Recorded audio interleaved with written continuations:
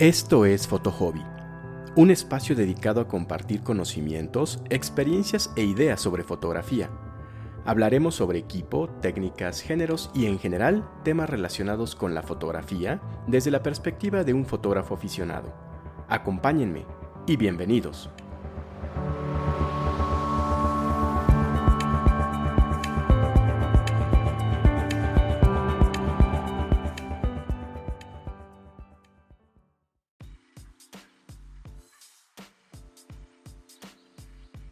¿Qué tal? Bienvenidos a un nuevo episodio de Fotohobby. Soy Alberto, un aficionado a la fotografía desde hace varios años, y te invito a que me acompañes los siguientes minutos para platicar sobre tipos de objetivos fotográficos. Pues bien, empecemos por decir que cuando digo objetivos me estoy refiriendo también a lentes. Los estoy usando como sinónimos.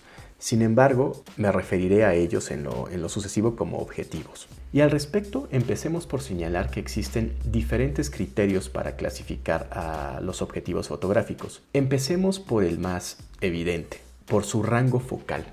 El rango focal, para efectos prácticos, lo percibimos como el zoom, es decir, qué tan cerca o lejos vemos una imagen cuando vemos a través de la cámara usando un determinado objetivo. Y en ese sentido existen tres grandes tipos: los angulares, los normales y los teleobjetivos. Empecemos por los angulares. Los angulares son aquellos cuya distancia focal es menor a 50 milímetros y sus características primordiales es que tienen un amplio ángulo de visión. También magnifican los planos dentro de la fotografía, por lo que aumentan la sensación de distancia. ¿Y a qué me refiero con esto? Una fotografía finalmente es un medio bidimensional, es decir, no hay distancia como tal, sino que por diferentes efectos ópticos, el ojo humano interpreta estos efectos como distancia. Estos efectos son, por ejemplo, el tamaño relativo de los objetos, incluso las sombras, las diagonales que se forman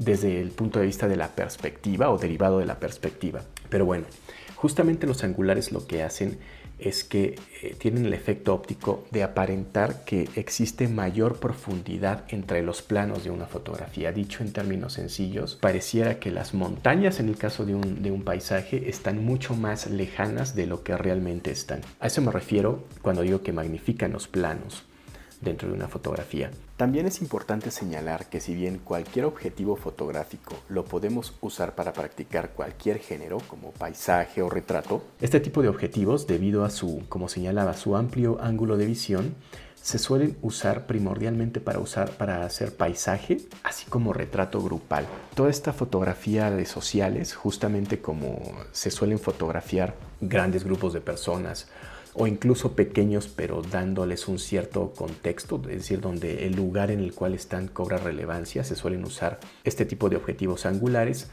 En segundo término tenemos a los objetivos normales. Este objetivo tiene una distancia focal de 50 milímetros. ¿Por qué se le llama normal? Bueno, porque se acerca al ángulo de visión óptimo del ojo humano. Más o menos ve como vemos nosotros, en ese ángulo de visión. Cabe mencionar que el 50 milímetros o este objetivo normal se suele decir de él que sirve para todo y para nada, puesto que no está ni especializado, digamos, en tener un gran ángulo de visión ni en tener un gran zoom, pero a la vez es un objetivo general que sirve perfectamente para muchos géneros. Y finalmente, el tercer grupo son los teleobjetivos, que son aquellos que superan los 50 milímetros de distancia focal. Estos tienen la característica, al contrario de los angulares, de comprimir los planos dentro de la fotografía, por lo que reducen la sensación de profundidad. En este sentido, en nuestro ejemplo, las montañas, esas montañas lejanas, aparentarían estar mucho más cerca de lo que realmente están. Y derivado justamente de que comprimen estos planos, suelen ser los preferidos para hacer retrato, puesto que respetan más las proporciones del cuerpo humano, que al contrario de los angulares que, como decía, magnifican la sensación de distancia. Justamente debido a eso, al hacer un retrato, la parte central del objetivo, es decir, la parte central de la fotografía, parece estar mucho más cerca que lo que está a los lados. Y esto genera que, por ejemplo, un rostro humano se alargue hacia atrás y por lo mismo exagera las dimensiones, por ejemplo, de la nariz. Por eso se suele decir que estos objetivos angulares no son tan propios para hacer retrato. Aunque insisto, se pueden usar en cualquier género. De hecho, hay un fotógrafo que se conoce como Platón, un fotógrafo greco-británico. Lo pueden buscar en Instagram, que justamente se caracteriza por hacer sus retratos de personajes públicos muy importantes usando angulares. Pero bueno, en general no se suelen utilizar para retrato.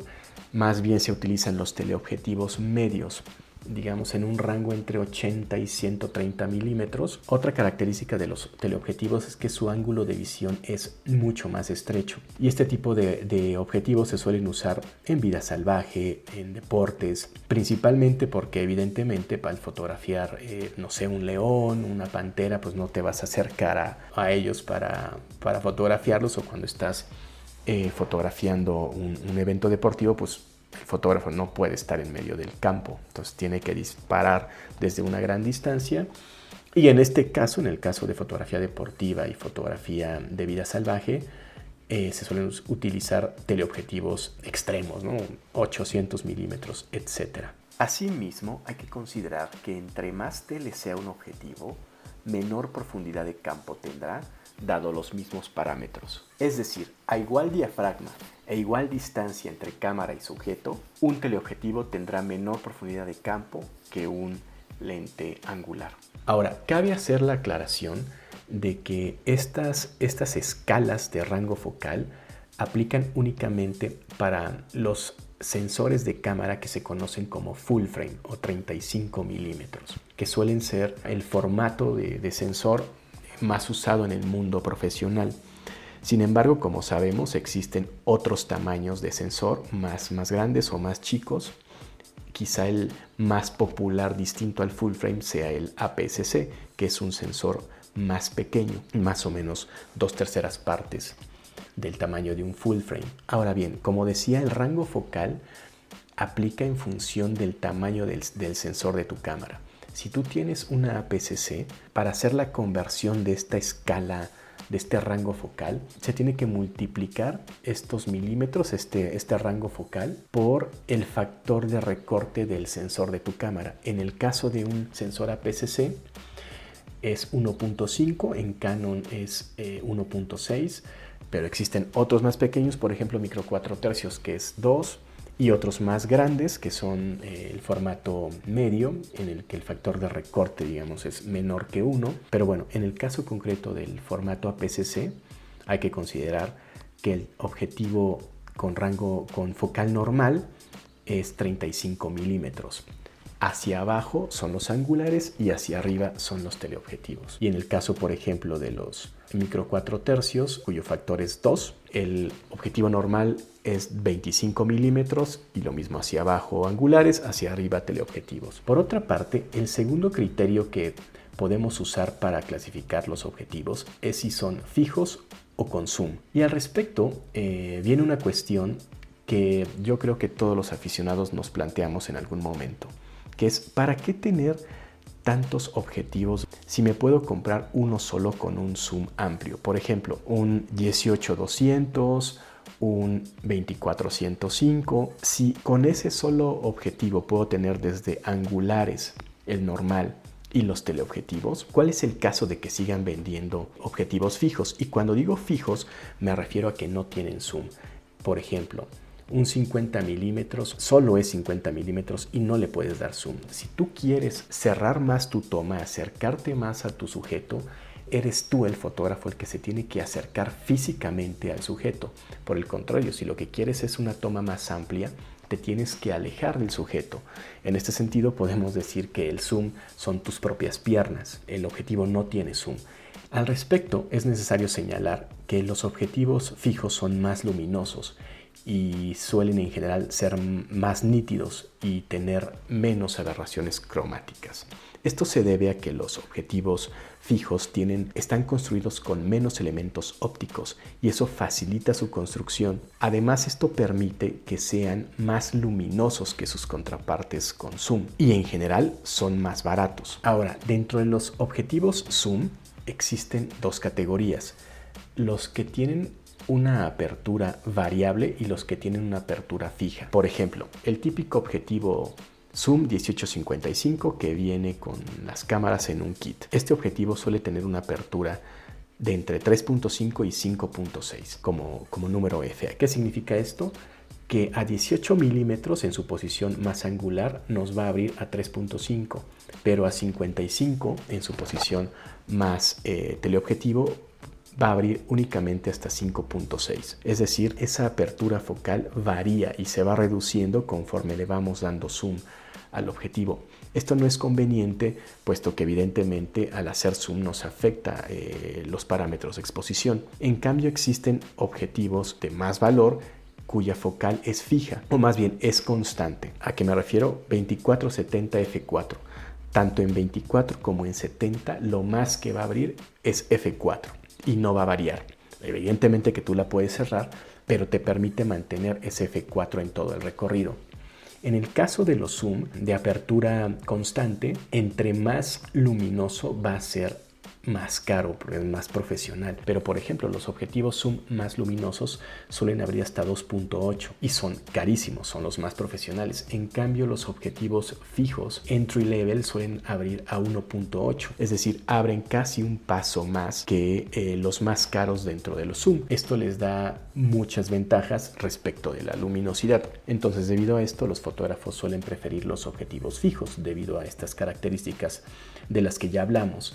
Suelen tener más nitidez, suelen ser más luminosos y suelen ser más económicos que sus contrapartes con zoom, sobre todo en sus versiones más profesionales o más luminosas. Ahora, ¿cuáles son mis objetivos preferidos? Bueno, dado que me gusta mucho el paisajismo y la astrofotografía, en mi equipo fotográfico no puede faltar ni un gran angular ni un teleobjetivo. Esos diría que son mis lentes de batalla. Sin embargo, a mí me gustan los objetivos con zoom, me dan más libertad. Por lo tanto, dentro de mi equipo cuento con un angular con zoom. Ahora, debido a que también me gusta viajar, valoro mucho la posibilidad de no viajar con tanto equipo, sino viajar ligero, viajar con un solo objetivo en la medida de lo posible. Y en ese sentido, yo valoro mucho un objetivo de los que se conocen como all-in-one, es decir, uno masivo que tiene una gran distancia focal, que estoy plenamente consciente de todos los problemas que tienen este tipo de objetivos que ya los mencioné.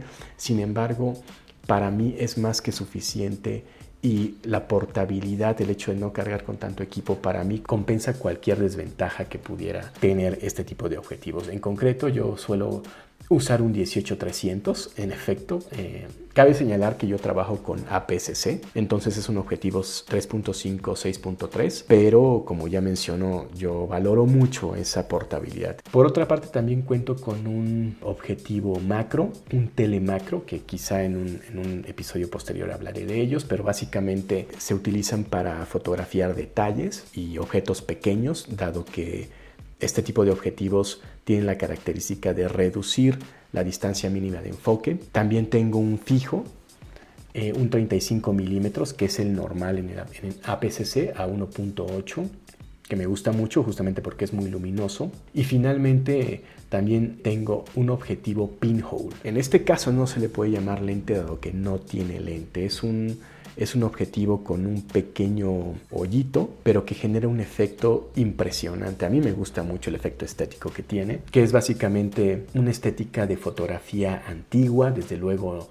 no muy nítida, pero me encanta ese mood que genera ese objetivo. En un episodio posterior les platicaré un poco más sobre ese objetivo. Ahora bien, considero necesario para mi caso, dado que, como menciono, a mí me gusta mucho la fotografía de paisaje, pero también he estado haciendo algo de retrato, algo de astrofotografía. ¿Tengo pensado hacer alguna otra compra en cuanto a objetivos? La verdad es que no. Yo considero que con el equipo que tengo satisfago todas mis necesidades fotográficas y considero que mi equipo está completo, dado los géneros que a mí me gusta practicar y que me permiten perfectamente hacerlo. Como decía, con mi Angular me permite hacer paisajes, vías lácteas. Con mi super teleobjetivo pues me permite hacer astrofotografía, me permite hacer algo de vida salvaje, me permite hacer algo de retrato. Mi objetivo fijo me permite también hacer retrato, y con mi macro, detalles, ¿no? En ese sentido no tengo planes de adquirir más objetivos.